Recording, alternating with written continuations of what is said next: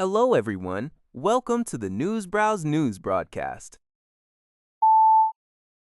According to NBC News, French President Emmanuel Macron hosted U.S. President Donald Trump for a private reception and dinner at the Palace of Versailles following the G7 summit. This high-profile event served as a major display of French soft power, designed to maintain a personal connection with Trump as both leaders navigate deep policy disagreements over trade tariffs, Ukraine, and Iran.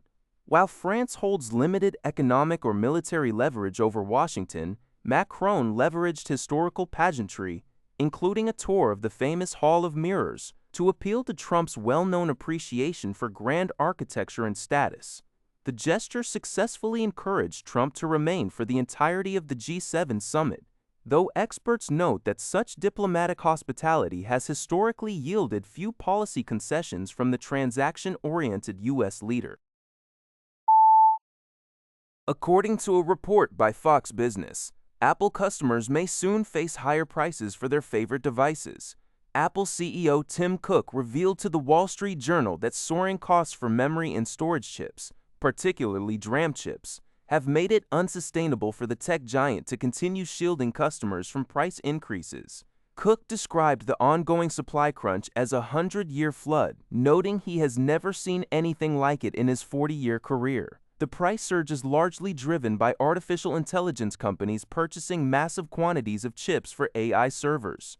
Research firm Tech Insights estimates that Apple would need to add approximately $270 to the price of its next iPhone Pro model to maintain its current profit margins. While Apple may use its vast cash reserves to help expand the chip supply, Cook confirmed the company has no plans to build its own memory factories. This news comes ahead of Apple's next major product launch in September, where the iPhone 18 lineup is expected to be unveiled.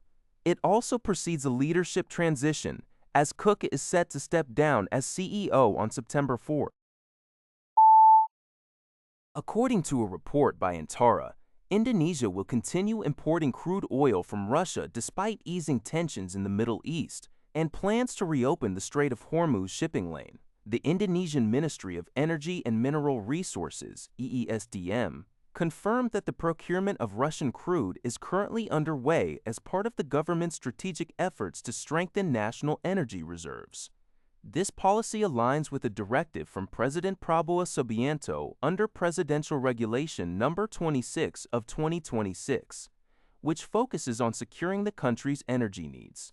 As part of this commitment, Indonesia plans to import 150 million barrels of Russian crude oil in stages through the end of 2026.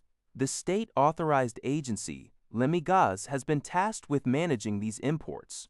Furthermore, ESDM spokesperson Dwi Onjie highlighted that Indonesia is actively pursuing a broader energy diversification strategy. In addition to Russia, the country is seeking crude oil supplies from other global sources, including African nations like Nigeria and Angola, as well as the United States to ensure robust national energy security.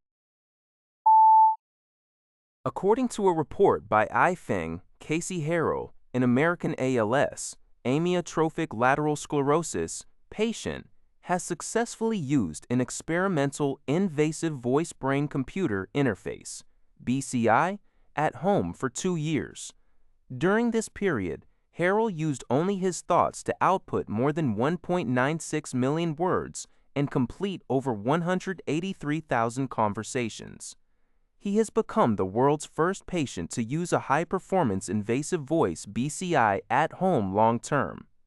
The BCI system, developed by researchers at UC Davis, captures neural signals from the brain's language center, decodes them via artificial intelligence, and outputs them as text and voice.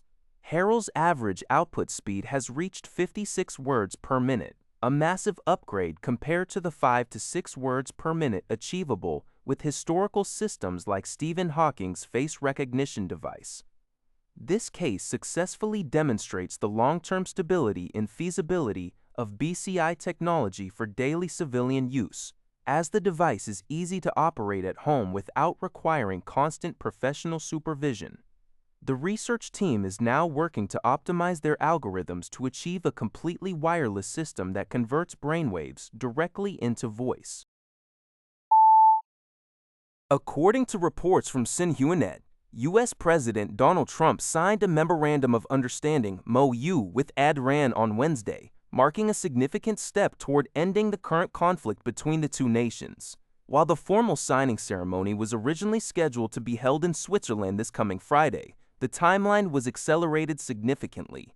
Diplomatic sources cited by Axios suggest that the move was intended to facilitate the reopening of the vital Strait of Hormuz sooner than initially planned. Furthermore, the decision to expedite the announcement may have been influenced by increasing political pressure on the White House to disclose the specific terms of the agreement. U.S. officials officially released the full text of the memorandum on Wednesday, signaling a potential shift in the diplomatic landscape regarding U.S.-Iran relations. That's all for this video. Thank you for watching. See you in the next video.